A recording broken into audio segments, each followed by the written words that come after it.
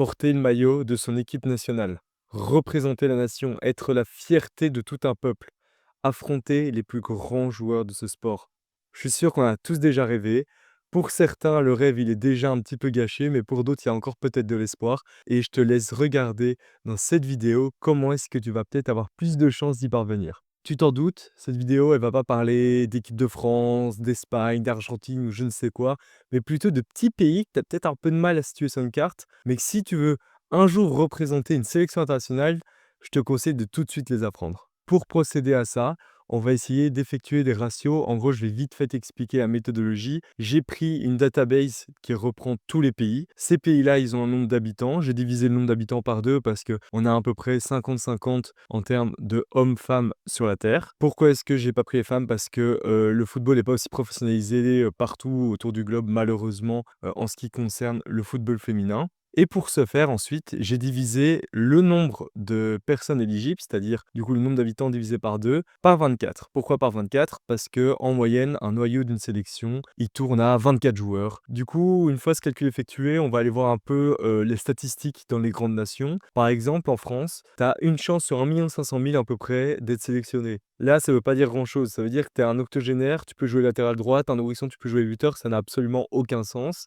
Et pour avoir un calcul qui a peut-être un peu plus de signifiance, on va aller, regarder, consulter la pyramide des âges et regarder combien de pourcentage de la population se trouve entre 15 et 35 ans. Je pense que c'est une bonne moyenne d'âge d'une sélection internationale et une fois qu'on fait ça, on voit que ça représente en France, en tout cas, à peu près 25 de la population.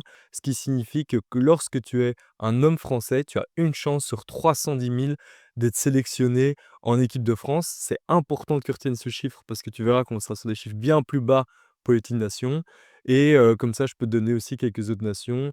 On a l'Italie où tu as également une chance sur 300 000. L'Espagne, c'était, une chance sur 250 000 et la Belgique, c'est une chance sur 60 000. Du coup, tu as bien plus de chances en étant belge qu'en étant français d'aller en sélection internationale. On sait que ça se passe pas exactement comme ça, mais c'est vrai qu'on a plus de chances en étant belge d'aller en sélection internationale. Mais ce qui nous intéresse du coup, c'est de réaliser ce calcul sur les petits pays pour savoir quelle nationalité on doit obtenir de toute urgence si on veut affronter les plus grandes équipes, les plus grands joueurs et obtenir, je sais pas moi, un ticket qualificatif pour la coupe du monde. Là, je vais vous présenter du coup un classement par confédération. Quelle confédération donne le plus de chances, d'affronter, des grandes équipes, d'aller en sélection nationale et laquelle donnera le moins de chances? Léo Messi, Neymar, le soleil, le continent qui vit et respire football, où chaque enfant s'entraîne, s'entraîne et s'entraîne afin d'un jour ne serait-ce qu'effleurer le niveau de dizaines de légendes passées par là. Cependant, l'Amérique du Sud et la CONMEBOL est la zone la plus difficile à accéder. Le plus petit pays en termes de population par rapport au calcul que je vous ai donné précédemment, c'est le Suriname où on a une chance sur 4400 d'accéder à l'équipe internationale. On voit que c'est quand même pratiquement 100 fois plus de chances lorsqu'on est Surinamais d'obtenir une sélection, mais ça reste qu'une chance sur 4400, ce qui reste quand même assez grand et peu probable. Du coup, la chance de croiser Léo Messi, elle est encore assez loin. Avec un peu moins de joueurs clinquants, mais tout de même des stars comme Kusanov, Kim Min-jae, Kang In-lee, tu sais évidemment que je parle de l'AFC, la Confédération d'Asie et d'Australie. Elle est la deuxième plus difficile à accéder avec une chance sur 3200 par l'intermédiaire du Brunei. Je profite de cette petite interruption parce que c'est la toute première vidéo de la chaîne et ton soutien me ferait énormément de bien. Du coup, n'hésite pas à t'abonner. Sur ce, bonne fin de vidéo. Alors, le troisième continent le plus difficile à accéder, c'est l'Afrique. Et oui, la CAF, elle compte pourtant 54 pays. Du coup, on pourrait croire qu'il y a peut-être un petit pays par-ci par-là, on pourrait y accéder facilement. C'est pas forcément le cas. L'Afrique a une très grande population par rapport aux autres continents. De mémoire, c'est le deuxième pays qui comporte la plus grande population après l'Asie, qui est en grande partie dopée par les habitants de l'Inde et de la Chine. Cependant, il y a l'archipel des Seychelles qui offre une chance sur 850 d'être sélectionné. On voit qu'on réduit vraiment le nombre et les probabilités augmentent énormément. À partir de ces données-là, la chance d'une sélection, elle augmente quand même vachement. L'Océanie, elle arrive déjà maintenant dans le classement. C'est plutôt étonnant parce qu'on se dit, ouais, il y a plein de petites îles, etc. Et c'est le cas. Et on aurait même eu le ratio le plus faible avec Tuvalu.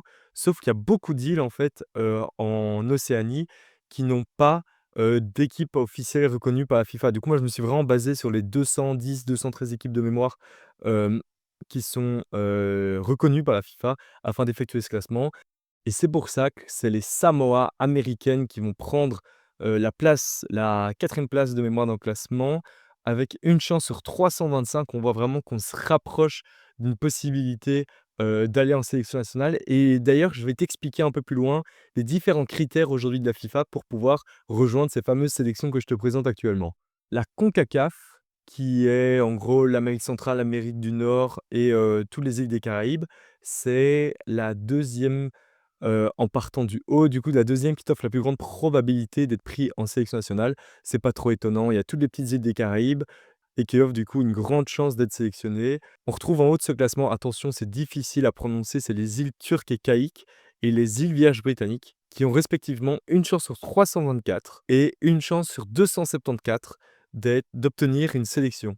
Alors, on sait peut-être que, les joueurs qu'on va affronter dans cette confédération, ils font un peu moins rêver que l'Amérique, du Sud, l'Asie ou encore l'Europe ou même l'Afrique. Mais c'est peut-être là où tu auras plus de chances d'aller obtenir, une victoire ou même une potentielle qualification pour un tournoi par rapport aux autres sélections qui sont, complètement bouchées.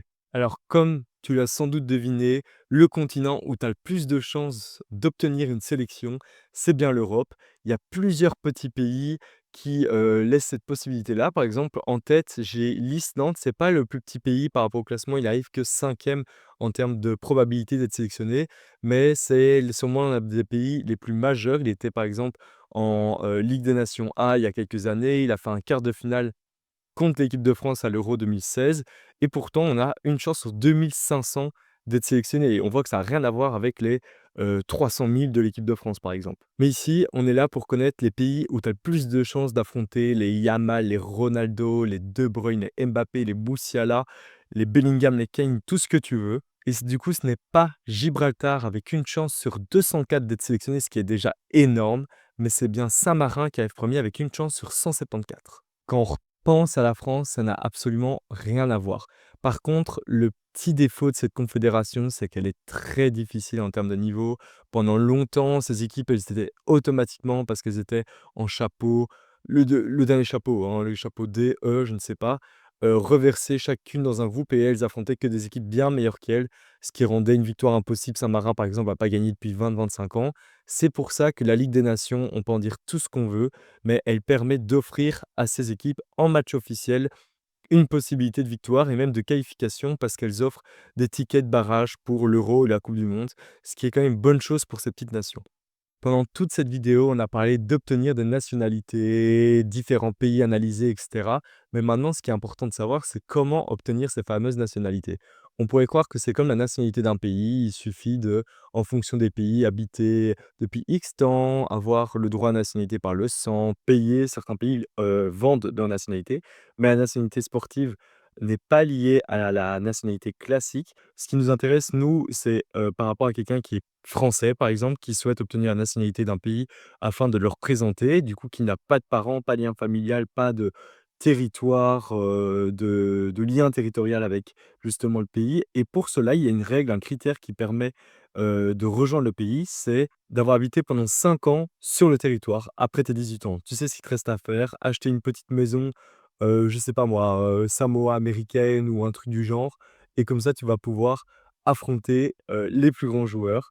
Ce qui est intéressant, c'est qu'ils ont changé un peu la formule parce qu'avant, il suffisait d'avoir la nationalité, comme je te l'ai dit précédemment, qui pouvait se vendre ou se donner pour les pays qui voulaient avoir des meilleurs joueurs. Par exemple, on sait que le Qatar, donnait la nationalité à beaucoup de Brésiliens afin d'améliorer le niveau de son équipe internationale.